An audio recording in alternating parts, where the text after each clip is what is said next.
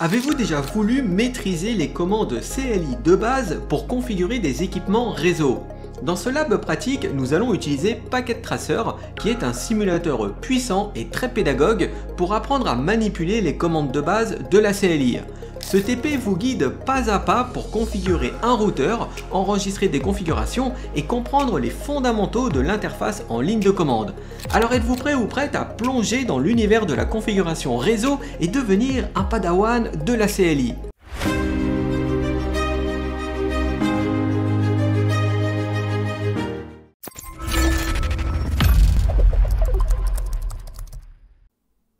Le logiciel Packet Tracer est un des meilleurs simulateurs de matériel réseau Cisco.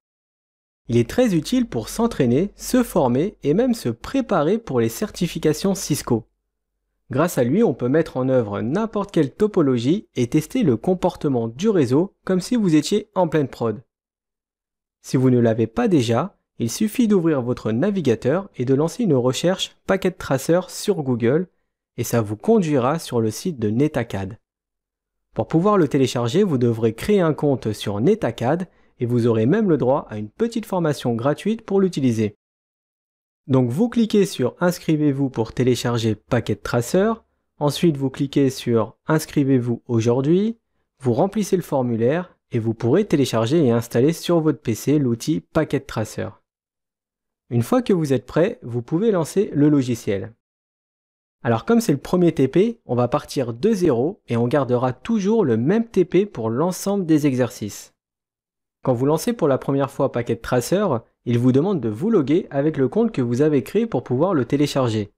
Alors soit vous vous loguez, ou soit vous cliquez en bas à droite sur Guest Login et vous rentrerez en mode invité. C'est pareil, mais comme vous avez maintenant un compte sur Netacad, mieux vaut vous loguer. Voilà donc à quoi ressemble l'outil de simulation. En bas à gauche, vous avez tous les équipements que vous pouvez placer dans la maquette. Vous avez des routeurs, des switches, hubs, Wi-Fi, des équipements de sécurité et les nuages Internet. Et vous avez aussi tous les périphériques de terminaison du style PC, serveur, téléphone IP, smartphone, etc. La petite éclair, c'est pour interconnecter les équipements entre eux. Vous avez des câbles droits, câbles croisés et liaisons série. Pour commencer ce premier TP, nous allons voir les commandes de base de la CLI. En bas à gauche, dans les appareils réseau, on va prendre un routeur générique et on le place sur notre topologie. Ensuite, vous cliquez dessus et on va aller dans l'onglet CLI. Une fois qu'il a fini de décompresser et charger l'iOS, il nous demande si on veut être assisté pour lui injecter une première configuration. On met No et on valide 2 fois avec Entrée. Désormais, on voit qu'on est bien dans le mode utilisateur avec le symbole plus grand que. Si vous faites un point d'interrogation, ça permet d'afficher la liste des commandes qui sont disponibles dans ce mode. La commande Enable permet de rentrer dans le mode de configuration privilégié. On sait qu'on est dans le mode privilège grâce au symbole dièse. Si vous refaites un point d'interrogation dans ce mode, vous voyez que ce ne sont plus les mêmes commandes qui sont affichées. S'il y a trop de commandes, il suffit d'appuyer sur la barre d'espace pour faire afficher la suite. La commande Disable permet de revenir au mode précédent. On retourne au mode privilège avec la commande Enable et on va faire un S suivi du point d'interrogation. Ça permet d'afficher toutes les commandes qui commencent par un S, très utile quand on se souvient plus d'une commande. La CLI de Cisco permet de faire de l'auto-complétion. Par exemple, faites un SH et appuyez sur la touche Tabulation. Vous verrez que la commande Show sera automatiquement écrite sur la seconde ligne. Il faut toutefois avoir rentré un minimum de caractères. Car si vous faites qu'un S suivi de la touche Tab, eh bien rien ne se passe. Maintenant, on va faire un Show R et point d'interrogation. On voit qu'il n'existe qu'une seule commande qui commence par Show R. C'est la commande Show Running Config qui permet d'afficher la configuration en cours du routeur. Maintenant, faites un Show R plus la touche Tab. La CLI complète bien la commande. On va maintenant rentrer dans le mode de configuration global. Pour ça, on fait un Configure Terminal. On s'aperçoit que le sigle est passé d'un simple dièse à config. Pour revenir au mode précédent, il suffit de faire soit un exit ou de taper End. Revenons au mode de configuration globale. C'est dans ce mode qu'on va pouvoir donner un nom à notre routeur. Pour ça, on va utiliser la commande hostname plus le nom qu'on souhaite lui donner. Dans l'exemple, on va prendre mon premier petit routeur. Le nom est passé de routeur à mon premier petit routeur. Alors cette modification a eu lieu dans la configuration qui est en cours d'utilisation, c'est-à-dire la running config. Le fichier de configuration de démarrage n'a pas été impacté par cette modif. Ça veut dire que si on redémarre le routeur, eh bien le nom redeviendra routeur, parce qu'il démarre toujours sur la startup config. C'est ce qu'on va aller voir. Faites un exit pour revenir au mode précédent et tapez show running config pipe include hostname. Le petit pipe est très intéressant à utiliser car il permet d'afficher uniquement la ligne qui comprend le mot après include. Ici on voit que la modification est bien écrite dans la running config. Maintenant faites la même commande mais sans le pipe et sur la startup config. La commande est show startup config. Alors là, il nous dit que le fichier n'est pas présent. C'est parce que comme c'est un nouveau routeur qui vient d'être sorti du carton et qu'on n'a pas voulu lancer le dialogue de configuration, eh bien il n'a pas encore de startup config.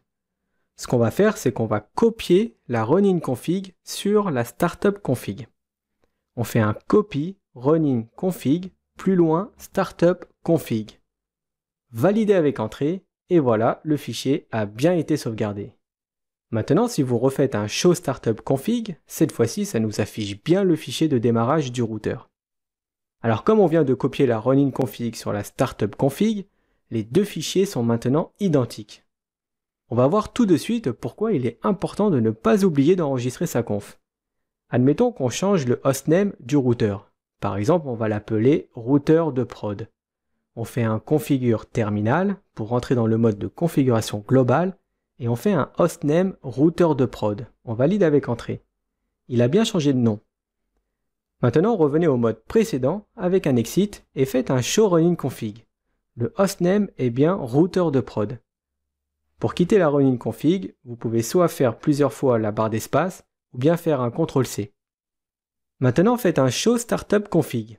Dans la startup config, le nom de l'équipement est toujours resté sur mon premier petit routeur.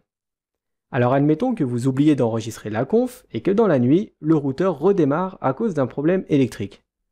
Pour simuler cette panne sur Packet Tracer, on va aller dans l'onglet Physical. Et à droite de la représentation du routeur, vous pouvez voir un petit bouton. Eh bien éteignez-le et rallumez-le. Ensuite, retournez dans l'onglet CLI et une fois qu'il a terminé de démarrer, vous faites Entrer.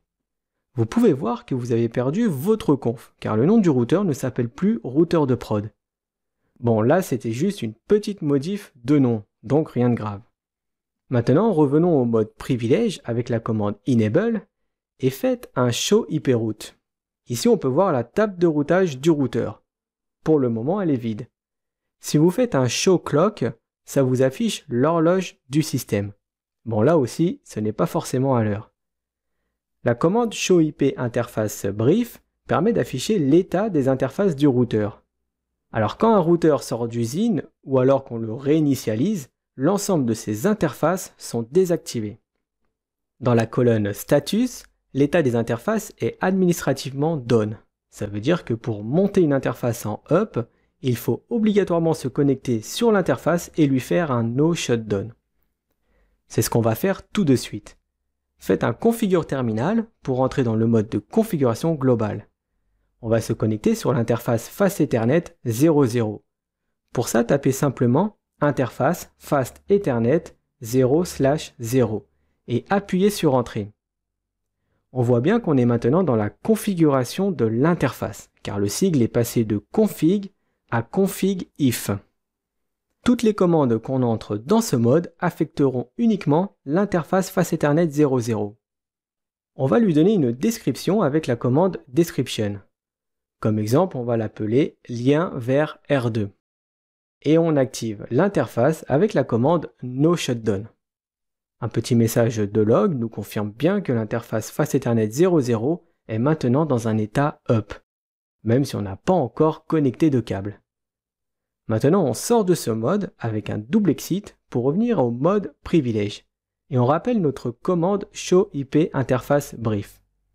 Cette fois-ci, l'interface Face Ethernet 00 est maintenant dans un état up. Alors le protocole est down car il n'y a aucun câble de connecté sur ce port.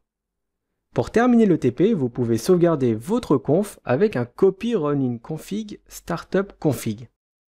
Et ensuite, on va ajouter un texte sur la topologie avec l'icône de la petite feuille sur la droite. Cliquez dessus et choisissez l'emplacement de votre texte. On va l'appeler TP commande de base CLI. Si vous revenez au mode sélection, vous pourrez déplacer votre texte où vous voulez.